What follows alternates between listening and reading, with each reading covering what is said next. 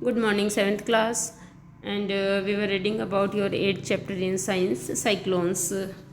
Now we will study about the next topic of this chapter, destruction caused by cyclones. Cyclones से होने वाली हानि या नुकसान को पढ़ेंगे हम लोग. Cyclones can be very destructive. Strong winds push water towards the shore even if the storm is hundreds of kilometers away.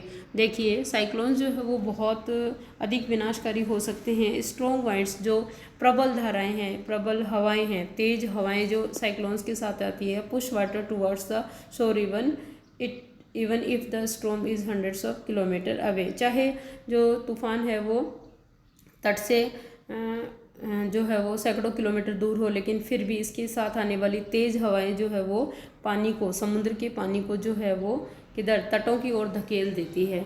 ठीक है. These are the first indication of an approaching cyclones. ये जो है किसी साइक्लोन के आने की पहली संभावना है. The water waves produced by the wind are so powerful that a person can not overcome them. और इस तरह से जो साइक्लोन्स के साथ में हवाएं आती हैं, उनसे जो जल धाराएं तट की तरफ आती है वो इतनी स्ट्रॉन्ग होती है. हवा के द्वारा जो जल बहा कर ले जाया जाता है, लाया जाता है तटों की तरफ, वो इतना स्ट्रॉन्ग होता है कि उससे कोई भी इंसान जो है वो बच नहीं पाता. The low pressure in the I lifts water surface in the centre. जो साइक्लोन है उनके बीच में जो आई सेंटर है या जो काम क्षेत्र है, उसके अंदर इतना कम दबाव होता है, इतना लो प्रेशर होता है कि वो लो प्रेशर जो है वो बीच में से पानी को इतना ऊपर उठा देता है, समुद्र के पानी को. द राइजिंग वाटर में be as high as 3 to 12 metres. लगभग 3 से 12 मीटर ऊपर तक पानी को उठा देता है जो काम क्षेत्र होता है या जो आई लिफ्ट्स होती है उसकी, साइक्लोन की वो. तो देखिए आप फिगर 8.13, ये देखिए राइजिंग वाटर कॉज्ड बाय ये साइक्लोन कितना ऊपर हो गया, लगभग 3 से 12 मीटर तक ऊपर उठ सकता है. यहाँ देखो इसकी हाइट, देखो हाइट ऑफ वाटर देखो कितनी ऊपर है.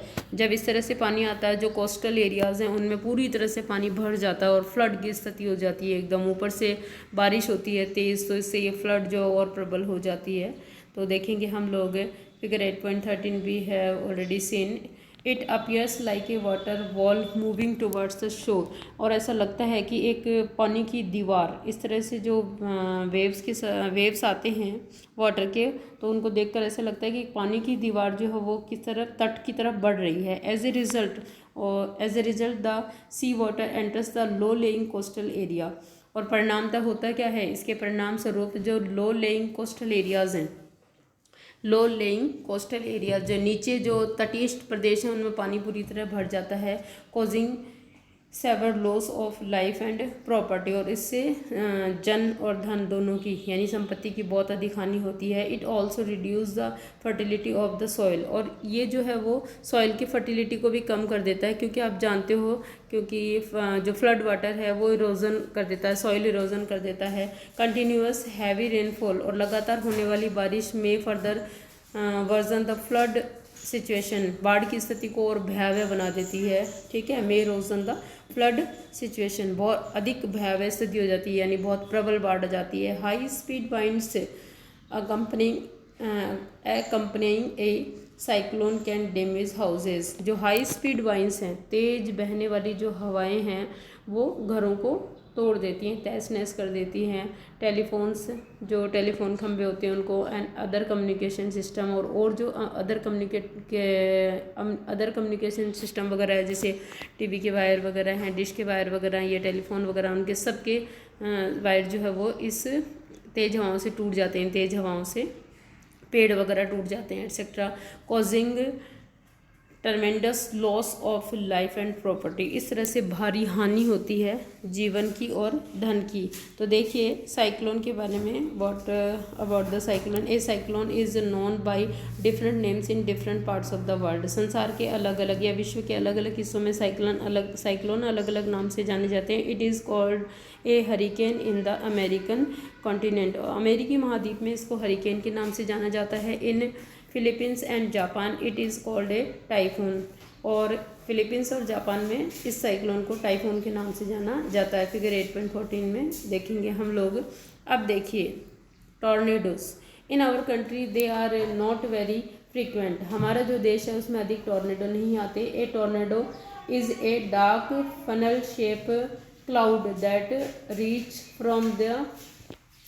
from the sky to the ground। Figure 8.6 में we will see in figure 8.6 में, ठीक है। देखिए टॉर्नेडो जो है वो हमारे देश में अधिक नहीं आते हैं।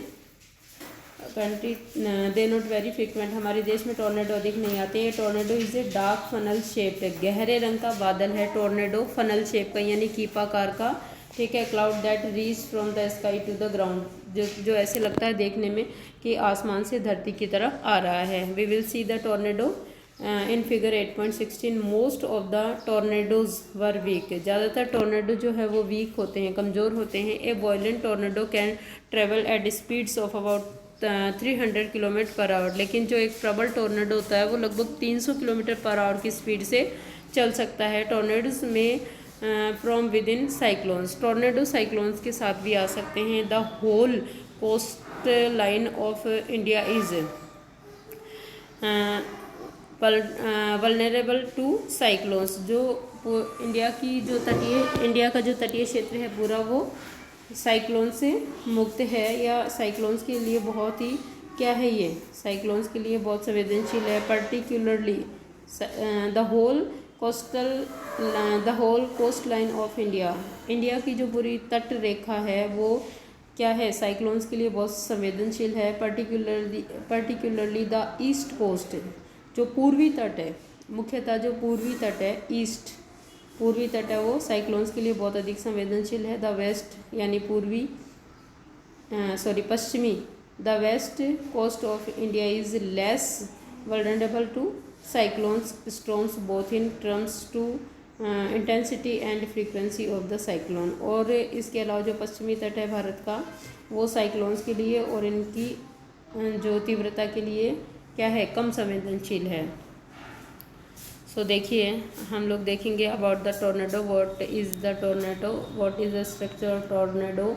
The diameter of a tornado can be as small as metre and as large as a kilometre और इवन वाइडर। देखिए एक टॉर्नेडो का जो व्यास है वो 1 किलोमीटर से कम 1 मीटर से कम, और इसके अतिरिक्त 1 किलोमीटर या 1 किलोमीटर से भी काफ़ी अधिक हो सकता है, और even wider. The funnel of a tornado sucks dust, debris and everything near it at the base due to low pressure। देखिए टॉर्नेडो की जो कीपाकार आकृति है वो लो प्रेशर के कारण अपने आसपास के कचरा, कंकर, मिट्टी, पत्थर सब जो है अपने साथ में ले लेती है, ठीक है। And throws them out near the top, और टॉप यानी शीर्ष भाग के करीब उनको जोर के वेग से या अधिक वेग से फेंका जाता है बाहर। Here are a few accounts of the survivors of tornadoes from Discovery channels Young Discovery series. Young Discovery series से ऐसे कुछ लोगों का एक्सपीरियंस आपके साथ शेयर किया जा रहा है जो किसी कारणवश जो है वो टॉर्नेडो की चपेट में आने के बाद भी जिंदा बच गए थे।